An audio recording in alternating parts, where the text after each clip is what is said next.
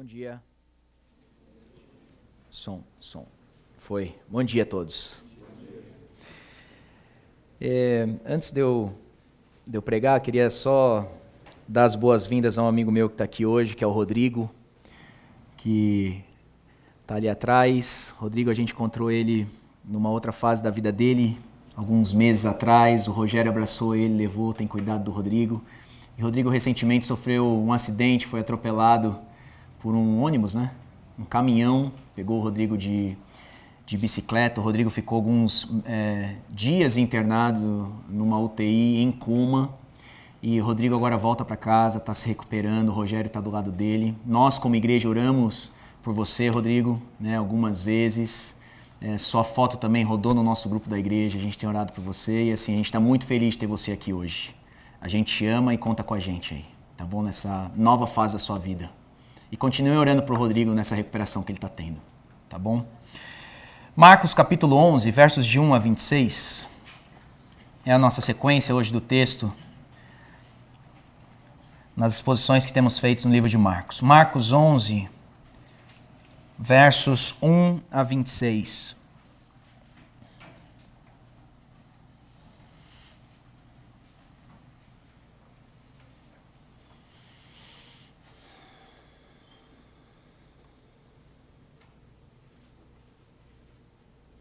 Todos acharam?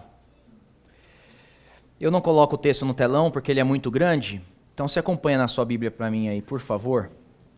O texto diz assim: quando se aproximaram de Jerusalém e chegaram a Betfagé e Betânia, perto do Monte das Oliveiras, Jesus enviou 2 de seus discípulos, dizendo-lhes: vão ao povoado que está diante de vocês, logo que entrarem encontrarão um jumentinho amarrado no qual ninguém jamais montou. Desamarrem-no e tragam-no aqui. Se alguém lhes perguntar por que vocês estão fazendo isso, digam-lhe: o Senhor precisa dele e logo o devolverá. Eles foram e encontraram um jumentinho na rua, amarrado a um portão. Enquanto desamarravam, alguns dos que ali estavam lhe perguntaram: o que vocês estão fazendo desamarrando esse jumentinho? Os discípulos responderam como Jesus lhes tinha dito, e eles o deixaram ir. Trouxeram o jumentinho a Jesus, puseram sobre ele os seus mantos, e Jesus montou. Muitos estenderam seus mantos pelo caminho, outros espalharam ramos que haviam cortado nos campos. Os que iam adiante dele e os que o seguiam gritavam: Hosana! Bendito é o que vem em nome do Senhor. Bendito é o reino vindouro de nosso pai Davi. Hosana nas alturas. Jesus entrou em Jerusalém e dirigiu-se ao templo. Observou tudo à sua volta e, como já era tarde, ele volta para Betânia com os 12. No dia seguinte, quando estavam saindo de Betânia, Jesus teve fome. Vendo à distância uma figueira com folhas, foi ver se encontraria nela algum fruto. Aproximando-se dela, nada encontrou, a não ser folhas, porque não era tempo de figos. Então lhes disse: ninguém mais coma de seu fruto. E seus discípulos ouviram-no dizer isso. Chegando a Jerusalém, Jesus entrou no templo e ali começou a expulsar os que estavam comprando e vendendo. Derrubou as mesas dos cambistas e as cadeiras dos que vendiam pombas e não permitia que ninguém carregasse mercadorias pelo templo. E os ensinava dizendo: não está escrito? A minha casa será chamada casa de oração para todos os povos, mas vocês fizeram dela um covil de ladrões. Os chefes dos sacerdotes e os mestres da lei ouviram essas palavras e começaram a procurar uma forma de matá-lo, pois o temiam, visto que toda a multidão estava maravilhada com o seu ensino. Ao cair da tarde, eles saíram da cidade. Verso 20. De manhã, ao passarem, viram a figueira seca desde as raízes. Lembrando-se, Pedro disse a Jesus: mestre, vê, a figueira que amaldiçoaste secou. Respondeu Jesus: tenham fé em Deus. Eu lhes asseguro que se alguém disser a este monte: levante-se, atire-se no mar, e não duvidar em seu coração, mas crer que acontecerá o que diz, assim lhe será feito. Portanto, eu lhes digo, Tudo o que vocês pedirem em oração, creiam que já o receberam, e assim lhes sucederá. E quando estiverem orando, se tiver alguma coisa contra alguém, perdoem-no, para que também o Pai Celestial lhes perdoe os seus pecados. Mas se vocês não perdoarem, também o seu Pai, que está no céu, não perdoará os seus pecados. Até aí o texto da manhã. Uma das razões ou frustrações de pastores, normalmente, é a memória curta que a sua congregação tem, se eu pudesse dizer assim. É muito comum você conversar com os pastores e ver, às vezes, a frustração que esses caras têm de preparar horas, às vezes, o sermão, preparar a entrega do sermão para a igreja, e se o culto é de manhã, à noite, às vezes, a igreja já esqueceu o que o pastor falou de manhã. À tarde. Isso se não chegar dia seguinte, na segunda-feira, quando o pastor for encontrar com esse irmão, e forem conversar do que aconteceu no culto passado, aquele irmão provavelmente já não lembra mais o que tinha sido pregado. Isso não só acontece com você, isso acontece comigo também. A gente tem uma dificuldade de gravar o que foi pregado, por exemplo, domingo passado. Se eu perguntasse para vocês qual a pregação que marcou vocês da década de 90, poucos saberiam me dizer aqui. Mas se eu perguntasse qual música marcou você da década de 90, você teria uma lista de músicas para mostrar para a gente. Porque nós temos essa dificuldade de guardar aquilo que é pregado. E de certa forma isso não é tão ruim, porque a pregação não só visa o ensino, mas visa a transformação também. E quando nós estamos pregando e você recebe a palavra com fé, Deus usa a palavra dele, você recebendo essa palavra com fé, Deus usa essa palavra para transformar a sua vida. No dia em que você está ouvindo, servindo para a sua santificação, mesmo que no dia seguinte você esqueça aquilo que foi falado. Então, de certa forma, Deus usa a sua palavra mesmo assim, mesmo a gente tendo memória curta. Eu digo isso porque faz 2 semanas que nós não estamos mais em Marcos. Semana passada o Franklin pregou sobre a Páscoa, eu também preguei na sexta-feira. Então nós faríamos bem nessa manhã, se antes de entrarmos na passagem, a gente se lembrasse aonde paramos no livro de Marcos, porque eu assumo essa manhã que você sofre do mesmo mal que eu sofro, memória curta. Onde que a gente está, então, aí no livro de Marcos? Se você puder sempre olhar para a sua Bíblia, você vai se lembrar aí que nós temos 3 predições a respeito do sofrimento de Cristo. Nós gastamos algumas semanas nessas predições, Cristo falando o que aconteceria com ele. Você tem Marcos 8:31. Olha sempre na sua Bíblia e visualiza o bloco aí que você tem para se localizar. Marcos 8:31, você tem a primeira predição. Depois você tem a segunda predição, Marcos 9:31. E depois você tem a terceira predição, Marcos 10:32 a 34. Nós vimos que por 3 vezes Jesus dá a predição da sua paixão, do seu sofrimento. Os discípulos falham e aí Jesus tem que ensinar a eles uma vida de discipulado. Nós encerramos em Marcos, a última pregação que fizemos, falando da cura do Bartimeu. E eu não sei se vocês lembram, mas nós falamos que antes de dar as 3 predições, Jesus trata da cura de um cego em Betsaida. E agora, Jesus encerra as 3 predições com a cura do cego em Bartimeu. Veja, antes de Pedro fazer a primeira declaração de quem Jesus era, tu és o Cristo, o Filho do Deus vivo, Marcos introduz que houve um cego que foi tirado as escamas dos olhos dele, e agora Pedro, seria de uma introdução para Pedro, para que Pedro pudesse falar então, agora eu vejo, tu és o Cristo, o Filho do Deus vivo. Precisa de uma intervenção divina para que isso aconteça.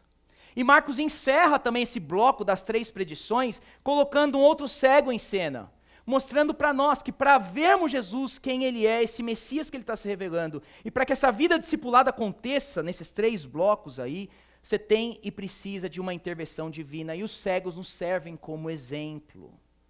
Mas agora esse cego Bartimeu serve também de uma introdução para o que está por vir. Capítulo 11, você sabe, é dado aí o tema na sua Bíblia de entrada triunfal. E note que o cego, quando ele vai ser curado, no verso 10, Marcos 10, 48 aí na sua Bíblia, quando o cego vai ser curado, o cego vira para Jesus e dá um título a ele, filho de Davi. Agora, olha Marcos 11, versículo 10.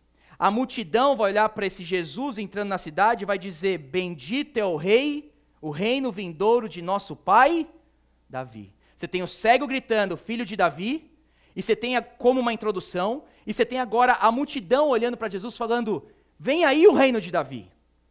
Quando Jesus vai curar esse cego, o cego lança sua capa e segue Jesus pelo caminho. No verso 18 aí do capítulo 11, nós somos informados que a multidão colocavam seus mantos e suas capas pelo caminho para que Jesus perseguisse a sua entrada em Jerusalém. De certa forma, então, o cego Bartimeu nos serve de exemplo, de introdução, como um coadjuvante para que agora o verdadeiro protagonista entre em cena, Jesus Cristo, o verdadeiro filho de Davi.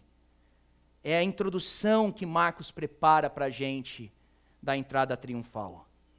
Algo vai acontecer agora na entrada desse verdadeiro rei, e nós faremos muito bem se prestarmos atenção em quem Jesus é e se revela nesse capítulo 11, nessa manhã. Olha o verso 1 então do capítulo 11. Quando se aproximaram de Jerusalém e chegaram a Betfagé e Betânia, perto do Monte das Oliveiras, Jesus enviou 2 dos seus discípulos. Em um versículo aí, Marcos coloca 4 lugares diferentes, né? Você tem Jerusalém, Betfagé, né? Betânia, e você tem Monte das Oliveiras. Eu coloco um mapa aí só para a gente se localizar, ficou meio ruim, né? Mas você tem, vindo de Jericó, você tem Betânia mais ou menos aqui, o Monte das Oliveiras mais ou menos aqui, e Jerusalém aqui. Então você tem esse caminho sendo feito e uma localização bem próxima dessas cidades. De fato, Betânia, Betfagé ficariam na região do Monte das Oliveiras. É mais ou menos a mesma região que está em jogo aqui. O Monte das Oliveiras era um dos montes preferidos de Jesus. Lucas vai dizer que, ao entardecer, Jesus saía e passava a noite no monte chamado Monte das Oliveiras. De Betânia para o topo do monte, que tem mais ou menos 90 metros, eles subiriam aí em 20 minutos. Do monte para Jerusalém, você já conseguiria do topo do monte visualizar Jerusalém. Eu coloco mais uma foto aí. Aqui você está no topo do monte, você consegue visualizar ali Jerusalém, aonde era o templo, né? Hoje um templo muçulmano, mas aqui até o burrinho da história, você tem o monte elevado e você consegue ver Jerusalém ao fundo. Mas por que esse monte era tão importante na Bíblia? Você tem os salmistas, vira e mexe, dizendo como as montanhas cercam Jerusalém, o Senhor cerca o seu povo. Provavelmente quando o salmista diz as montanhas cercam Jerusalém, ele está olhando para o Monte das Oliveiras. Levanto os meus olhos para de onde virá o meu? O pessoal está dentro de Jerusalém, provavelmente olhando para o Monte das Oliveiras. Eu levo meus olhos para o monte, de onde virá o meu socorro? Salmo 130, eu espero pelo Senhor mais que as sentinelas da manhã. Eles olhariam e os raios de luz da manhã começariam a vir do monte. E agora o salmista vai falar, eu olho para o monte, eu começo a ver um raio de luz vindo do monte, e eu espero pelo Senhor mais do que as sentinelas esperam pela manhã. Mas talvez aí o maior significado teológico na Bíblia a respeito do Monte das Oliveiras é a visão que Ezequiel tem. Lembra que Ezequiel vê a glória do Senhor sendo retirada do templo? Eu tenho um versículo ali em cima, a glória do Senhor subiu da cidade, e ele para sobre o monte que fica a leste dela. E qual é o monte que fica a leste do templo de Jerusalém? O Monte das Oliveiras. Jesus está na região do Monte das Oliveiras. Jesus está vindo agora do Monte das Oliveiras para dentro de Jerusalém.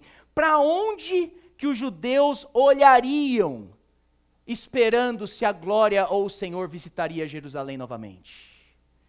Se a glória do Senhor saiu e a última vez que foi vista parou sobre o Monte das Oliveiras, para onde agora eles olhariam? Será que o Senhor não vai visitar o templo novamente? Será que o Senhor não visitará Jerusalém novamente? E qual é essa região que eles olhariam? Provavelmente eles olhariam para o Monte das Oliveiras. E aqui no Marcos capítulo 11, verso 1, você tem Jesus na região do Monte das Oliveiras entrando em Jerusalém.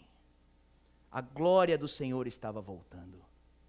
O Senhor visitara Jerusalém novamente. Era a região da Páscoa, era a época da Páscoa, cerca de 2 milhões de pessoas estariam em Jerusalém nessa semana. 260 mil sacrifícios seriam feitos nessa semana.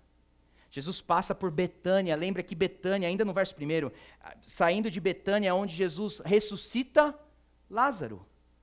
Jesus é famoso na região, e esse pessoal que vem de Betânia, provavelmente galileus, seguindo Jesus, que vão jogar os ramos para ele, não é o mesmo povo que gritaria mais na frente, crucifica-o, crucificam, como normalmente nós ouvimos.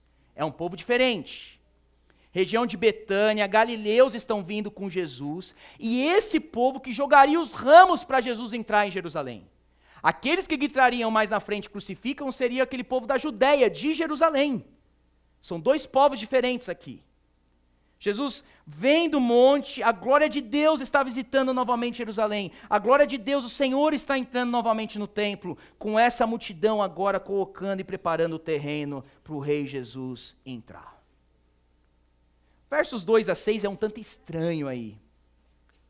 Porque Marcos vai gastar nos versos 2 a 6 aí um bom tempo falando de Jesus querendo pegar um jumentinho para entrar em Jerusalém. O que isso tem a ver? Por que pegar um jumentinho? E até é estranho, eu não sei, isso aqui que está escrito aqui não é uma lição universal para todos os discípulos de Jesus. Jesus não está falando aqui para nós, né? Vão às cidades vizinhas e podem pegar coisas emprestadas os outros e falar que dia seguinte você devolve. Não é que tente fazer isso em casa. Vai ali em Jacareí, tenta pegar um carro emprestado e fala para o cara que dia seguinte você devolve para ele. O que Jesus está fazendo nesses versos de 2 a 6, falando para os discípulos, olha, vai ali, pega um jumento emprestado para mim, traz ele para mim, eu vou entrar na cidade com ele, e dia seguinte eu devolvo para o dono. Por que essa ordem tão estranha aqui? Porque Jesus sabia, por exemplo, a profecia que Jacó tinha dado ao seu filho Judá. Olha aí o verso, Gênesis 49, 11. Por exemplo, quando Jacó está dando a bênção ao seu filho Judá, que o cetro, o rei viria de Judá, ele também diz, o rei amarraria o seu jumento a uma videira, e o seu jumentinho ao ramo mais seleto. A gente começa a perceber que o rei de Judá teria um jumentinho envolvido. Salmo 2 vai dizer que esse rei que Deus ungiu estaria no monte de Sião. Mas mais ainda, olha a profecia que há em Zacarias 9:9. Alegra-te muito, ó filha de Sião. Exulta, ó filha de Jerusalém. Eis que teu rei virá a ti, justo e salvador, pobre e montado sobre um jumento, e sobre um jumentinho, filha de jumenta. É por essa razão que Jesus é intencional ao dar a ordem aos seus discípulos, vão ali naquela cidade, naquele povoado, a glória de Deus, o Senhor está voltando ao templo, mas para que essas profecias se cumprem, eu preciso de um jumentinho. Ele é intencional aqui, há um plano divino em ação. Esses eventos não são acidentes na história, não há espontaneidade, tudo foi orquestrado para o dia que o rei entraria de volta em Jerusalém. Cerca de 500 anos sem essa profecia, sem cumprimento, e agora em Jesus, isso estaria se cumprindo. O rei está em cena. Aquilo que foi profetizado durante anos, milhares de anos, teria o seu cumprimento agora nele, no rei voltando a Jerusalém. Veja como a soberania de Deus está em ação aqui. Por exemplo, olha o verso 2. O jumentinho vai estar amarrado, discípulos. Vocês não vão nem procurar por ele. No verso 4, eles entram e encontram o jumentinho na rua amarrado. No verso 5, no verso 3, Jesus diz a eles, olha, vão fazer perguntas para vocês, o que vocês estão fazendo? Responde a eles, o Senhor precisa dele, logo devolverá. Em outras palavras, responde, vocês são servos, estão a serviço de um rei, responde a eles isso. O que acontece no verso 5 é exatamente o que Jesus tinha predito. Jesus está em total controle no que está acontecendo nessa entrada em Jerusalém. Jesus não monta num jumento porque ele está cansado de ir a pé. Jesus sabe que chegou a hora de se revelar a Jerusalém, de se revelar ao mundo como o verdadeiro rei do seu povo. As profecias precisavam de um cumprimento e agora chegou a sua hora. Jesus então prepara a sua entrada triunfal. Porque não é tão triunfal assim. Triunfal seria, na época, um general romano que voltou da sua guerra com seus inimigos como troféus da guerra, né, como um troféu da guerra, e teria incenso na frente dele sendo queimada, teria esse destacamento aí romano, teria uma festa, ele estaria em cavalos, as carroças seriam banhadas a ouro, e no final ainda ele colocaria esses inimigos dentro de uma arena para serem comidos por feras. Isso era uma entrada triunfal. Só que aqui você não tem um cavaleiro, você não tem um cavalo, você não tem ouro, porque o Filho do Homem não viria para ser servido, mas para servir e dar a sua vida por muitos. O Filho do Homem aqui não pegaria os seus inimigos e colocaria eles numa arena para serem comidos por feras, mas o Filho do Homem entraria em Jerusalém para ele mesmo ser dilacerado por feras a favor de seus próprios inimigos. Não é muito uma entrada triunfal. De fato, ele olharia para Jerusalém e choraria nessa entrada pela incredulidade deles. Verso 8, segue aí comigo na sua Bíblia. Verso 8 vai dizer que eles colocaram alguns mantos pelos caminhos e outros espalharam ramos cortados pelos campos, imagem bem típica de coroação. Verso 9 vai dizer que aqueles que iam à frente tinham um grito. E esse grito é: Hosana, bendito que vem em nome do Senhor. Hosana significa salva-nos. Esse grito aqui veio lá do Salmo 118. Salva-nos, Senhor. Nós imploramos. A diferença aqui é que quando a procissão estaria chegando em Jerusalém, eles avistariam Jerusalém e eles gritariam: viva! E os sacerdotes que estariam no templo estenderiam as mãos ao povo. E eles, os sacerdotes, ao povo diriam: bendito todo aquele que vem em nome do Senhor para celebrar a festa em Jerusalém. Mas agora o Salmo 18 também tem um foco. O próprio povo vira para ele, o todo aquele, mas não é plural. É singular, agora está em Jesus, e somente a ele eles vão clamar agora: Hosana, salva-nos. O Senhor é bendito. Bendito é o que vem em nome do Senhor. Verso 10, eles vão dizer: bendito é o reino vindouro de nosso pai Davi. E aí verso 11, Jesus entra em Jerusalém, dirige-se ao templo, ele observa tudo à sua volta, e como já era tarde, os portões do templo fechariam umas 6 horas da tarde, como já era tarde, ele volta para Betânia com os 12. Por que essa história está aqui, gente? A primeira história que nós estamos vendo. Por que essa história está aqui? Porque Marcos quer demonstrar aos seus primeiros leitores e para nós nessa manhã que Jesus Cristo é de fato o verdadeiro Rei. Isso estaria claro para os seus primeiros leitores e isso deve estar claro para nós nessa manhã. Jesus Cristo deve reinar sobre as nossas vidas. Você já o coroou como Rei. Você reconhece o reinado dele na sua vida. Isso aqui está claro para você, todas essas profecias cumprindo e tendo sua realização em Jesus. Mas Jesus volta dia seguinte, verso 12 em diante. E Jesus vai voltar dia seguinte agora, e ele vai agora para o coração de Jerusalém, que é o templo.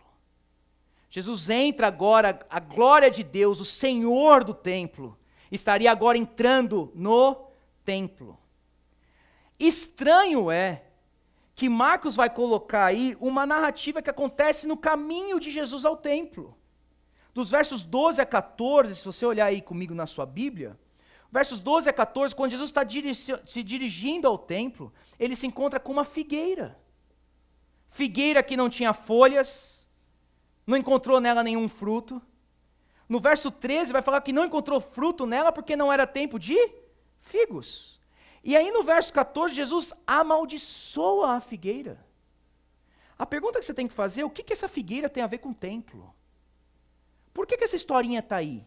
Jesus está indo ao templo, ele tem algo para fazer no templo, aí Marcos vai narrar que ele encontra uma figueira. Para piorar a cena, Jesus amaldiçoa a figueira, porque não era tempo da figueira dar figo. Jesus olha para ela, vê folhas nela, não encontra fruto nela e amaldiçoa a figueira. Por que essa história está aí, gente? Porque Marcos organiza, assim, a sua narrativa. E aqueles que seguiram comigo já, ou com a gente, aqui o que nós temos pregado em Marcos, vocês vão se lembrar que nós chamamos aquilo que é o sanduíche de Marcos. Marcos conta uma história, no caso aqui a figueira. Marcos agora introduz uma outra história que é o templo. E Marcos volta com a história da figueira. Você tem figueira, templo, figueira. Olha os versos 20 e 21 na sua Bíblia aí comigo, por favor. 12 a 14 é figueira. 20 a 21, ó, ele volta para a história da figueira. De manhã, ao passarem, viram a figueira seca desde as raízes. Aí Pedro vai se lembrar, vai dizer a Jesus, mestre, vê a figueira que amaldiçoaste secou.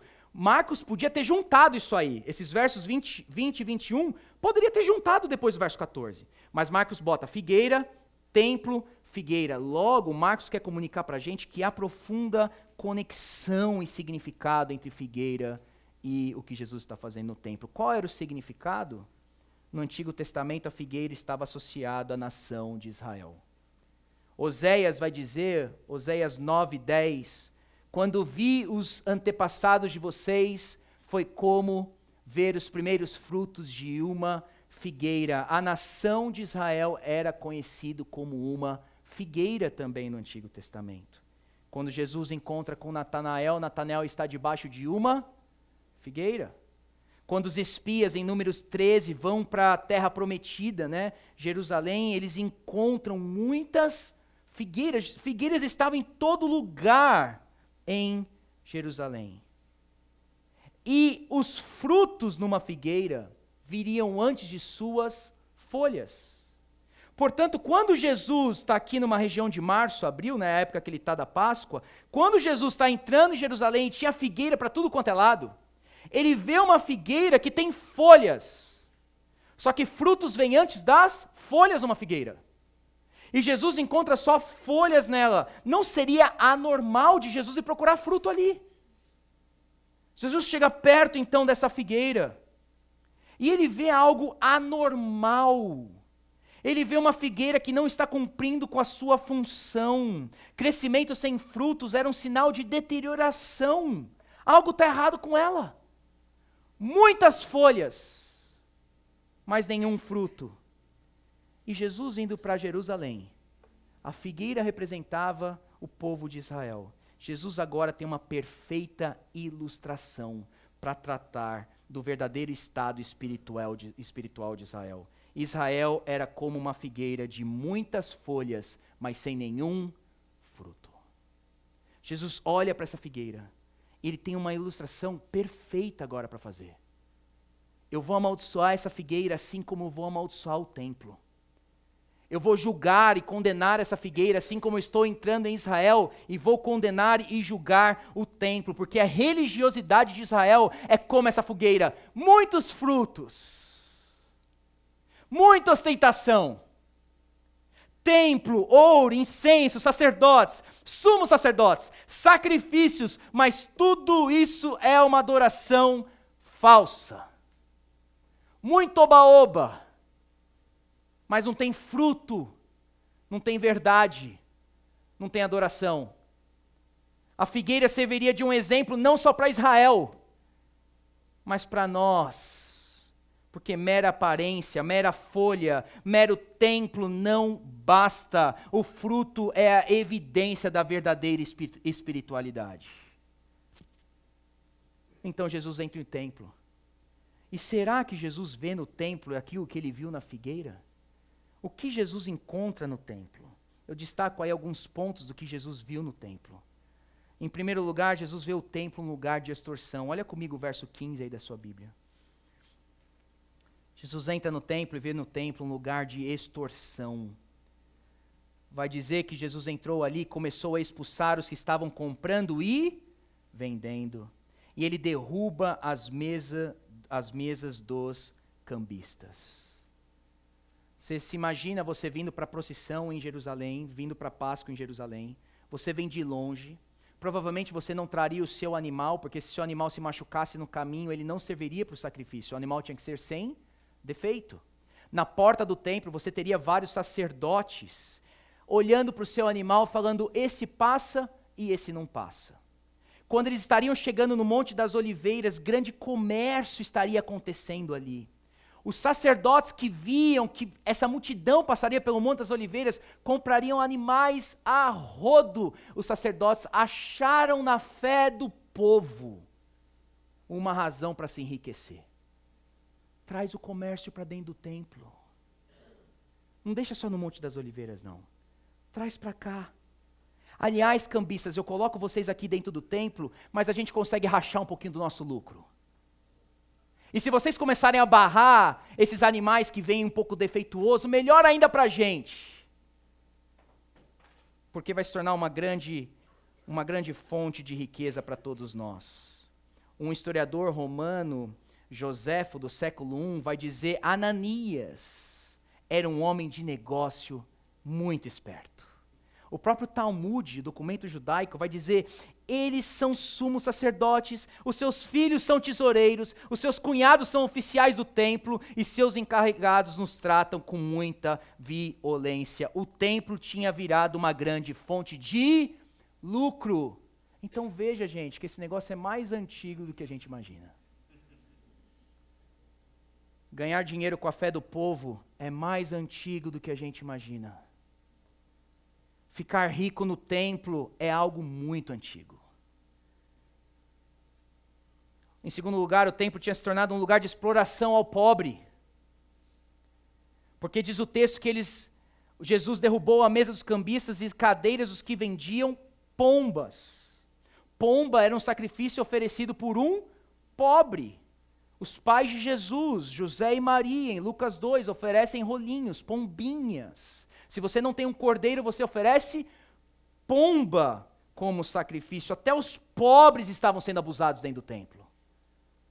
Eles eram vítimas das mãos dos coronéis do templo.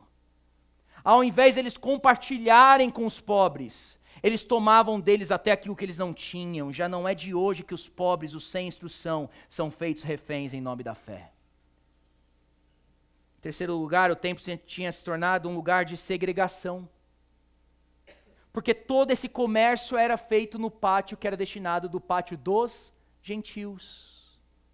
E os judeus, como não queriam que os gentios adorassem o mesmo Deus que eles adoravam, pode comercializar no pátio deles. Aliás, se você quiser cruzar Jerusalém, você pode cruzar por dentro do templo, mas por onde? Pelo pátio dos gentios. Aí você pode imaginar um gentio tentando adorar, cultuar a Deus dentro desse pátio.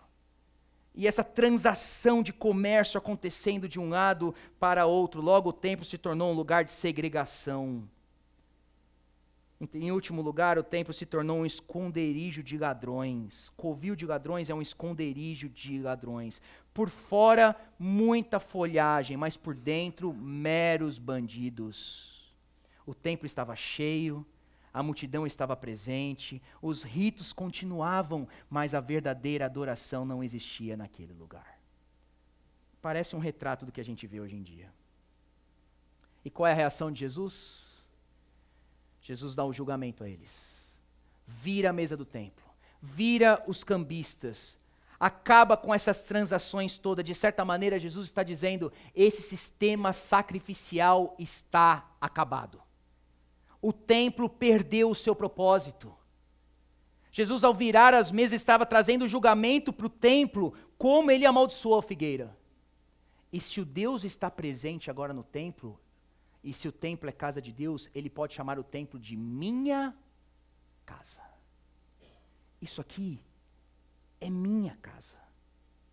E na minha casa deveria ser um lugar de oração, um lugar de contemplação, não um lugar agitado, não um lugar de transação financeira, como nós lemos ou cantamos aqui, que eu possa viver na casa do Senhor todos os meus dias para contemplar a bondade do Senhor. E aí Jesus vai dizer uma palavrinha maravilhosa aqui, uma frase maravilhosa, em que eu e você se encaixamos aqui. Não é só minha casa, é casa de oração, mas é casa de oração para todas as nações. A gente devia vibrar quando você ouve isso na Bíblia. Porque você não é judeu, você é gentil. E aquela segregação que está acontecendo agora, a glória de Deus, o Deus do templo, aquele que pode falar, é minha casa, ele entra, ele fala, não. Todas as nações serão bem-vindas dentro da minha casa. Como, Jesus? Como todas as nações serão bem-vindas na sua casa, se esse templo aqui você está agora condenando ele, você está julgando ele? Se você está virando e acabando com o sistema sacrificial dentro desse templo.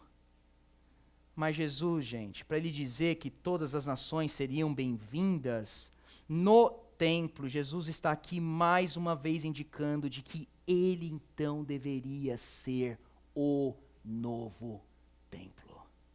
O verdadeiro local de adoração e relacionamento com Deus. Aqui é mais uma pista que Jesus nos dá, que ele seria o centro de adoração a Deus. O centro em que os povos, todos os povos poderiam adorar a Deus. Você deve se lembrar de João capítulo 2, Jesus diz, destrua esse templo, em 3 dias eu o reconstruirei. Como, Jesus, você vai reconstruir o templo em 3 dias? Levou 46 anos para construir. Aí João vai acrescentar, mas o templo do qual ele falara era o seu corpo.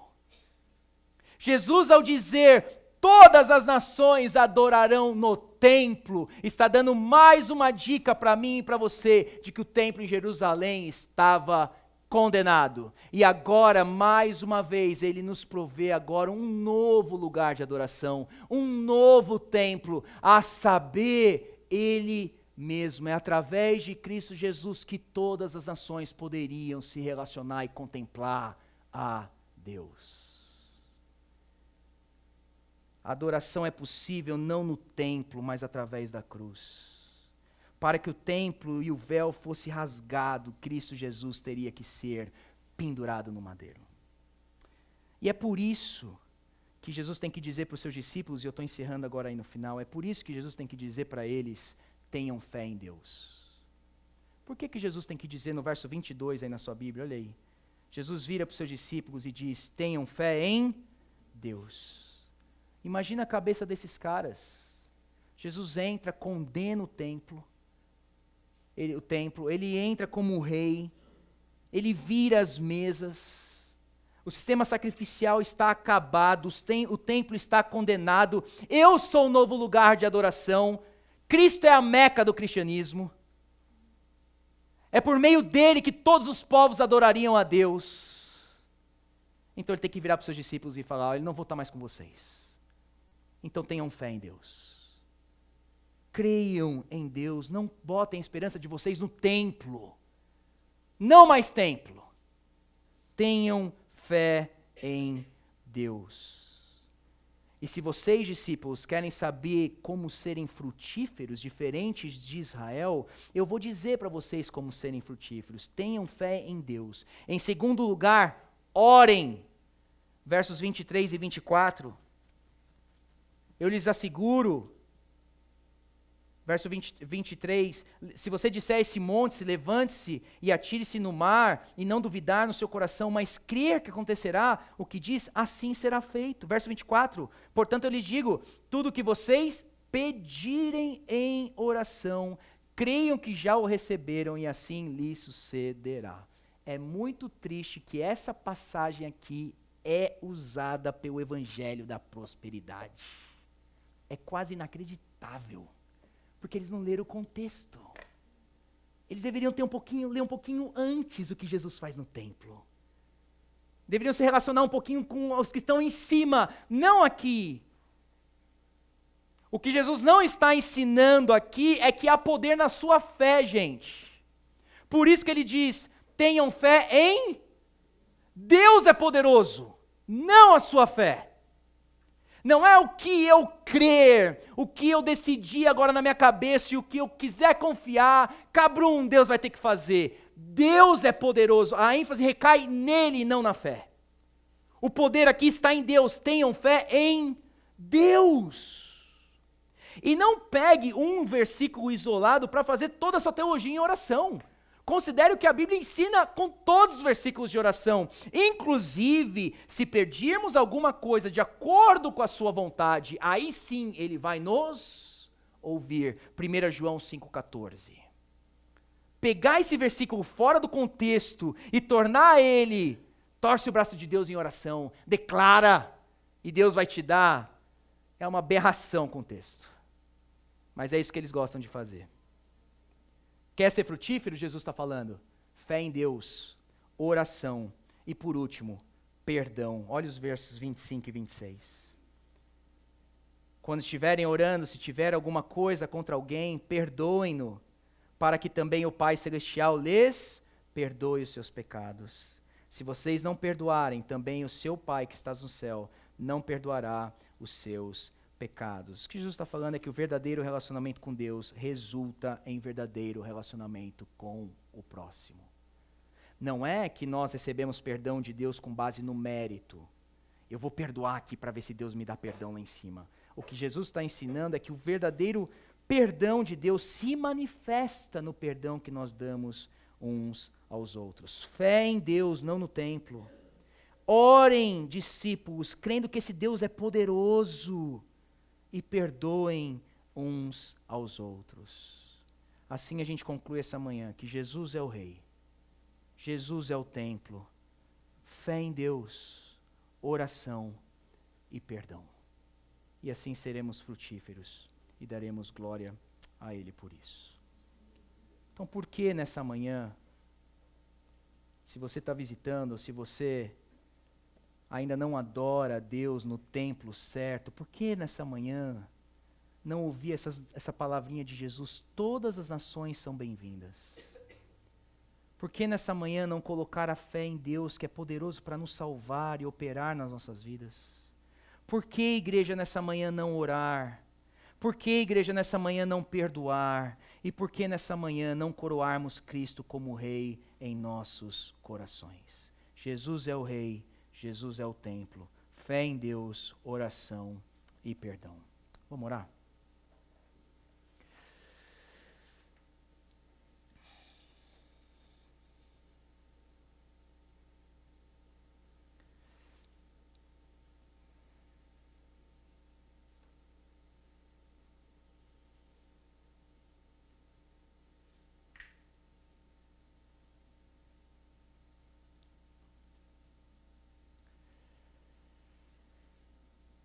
Senhor Jesus, nessa manhã ficou claro para todos nós que o Senhor é Rei, que o Senhor é o cumprimento das profecias dadas no Velho Testamento, e nós nos maravilhamos com o Senhor.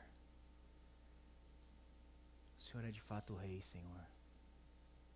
O Senhor reina sobre tudo e todos. Hoje nós somos lembrados disso, o seu domínio, soberania, o seu controle, sua onisciência.